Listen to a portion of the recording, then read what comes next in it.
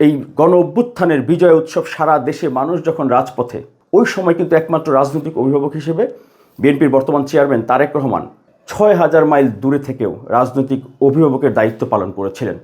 বিসমিল্লাহির রহমানির রহিম। প্রিয় দেশবাসী, আসসালামু আলাইকুম।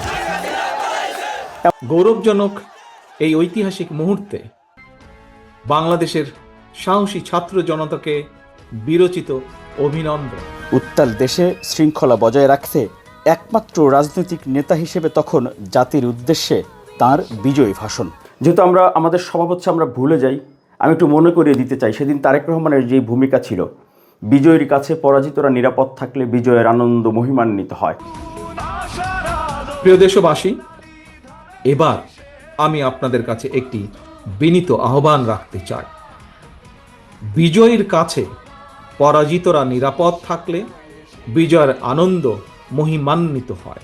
এই বক্তব্যের পর, তারেক রহমানের এই আহ্বানের পর আমি নিজে মনে আছে, আমি কারণ বাজারে দাঁড়িয়ে আমার ফেসবুক আইডিতে আমি লাইভ করে আমার জেলা রাজবাড়ী জেলার জন্য, রাজবাড়ী সদর উপজেলার জন্য তারেক রহমান যত বলেছেন বিজয়ের কাছে পরাজিতরা নিরাপদ থাকলে বিজয়ের আনন্দ মহিমান্বিত হয়, তার মানে আওয়ামী লীগে যারা অপরাধী, যারা পালিয়ে গেছে তারা তো গেছে, কিন্তু আওয়ামী লীগের কর্মী সমর্থকরা তো পরাজিত, তখন তারা তো আর সবাই তো আর অপরাধী না।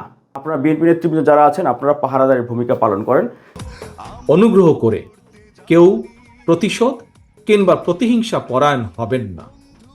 কেউ নিজের হাতে দয়া করে আইন তুলে নেবেন না। আমি আমার রাজবাড়ির উদাহরণ বলতে পারি। তখন রাজবাড়ী সদর উপজেলা বিএনপির বর্তমান আহ্বায়ক এবং সাবেক সভাপতি আবুল হোসেন গাজী, উনি নিজে লোকজন নিয়ে মোটরসাইকেল নিয়ে 14 ইউনিয়নে ছুটে বেরিয়েছে। পাকিস্তানিরা লুটকারীরা পালা চলে গেছে, পুলিশের মিল লুট করতেছে আওয়ামী লীগ, অথচ এগুলো দুদিন পরে বিএনপির ঘাড়ে উঠাবে। অন্যান্য নেতারা অন্যান্য উপজেলাতেও, অন্যান্য যারা বিএনপি নেতৃবৃন্দ আছেন উপজেলা ছুটে বেরিয়েছেন ওই সময়। এবং তারেক রহমানের সেই বক্তব্য দিনে দিনে 22 মিলিয়ন মানুষ দেখেছে, 22 মিলিয়ন। তখন তো জামায়াত ইসলামী বা ছাত্র শিবিরের তো আত্মপ্রকাশ ঘটেনি। ছাত্র শিবির ঢাকা বিশ্ববিদ্যালয় সাদিক কায়েম এস এম ফরদার কিন্তু 1.5 মাস পরে প্রায় তার আত্মপ্রকাশ ঘটতে, তারা শিবিরের নেতা, তারা তাকে ছাত্রলীগ করতো, ছাত্রলীগের মধ্যে ছিল।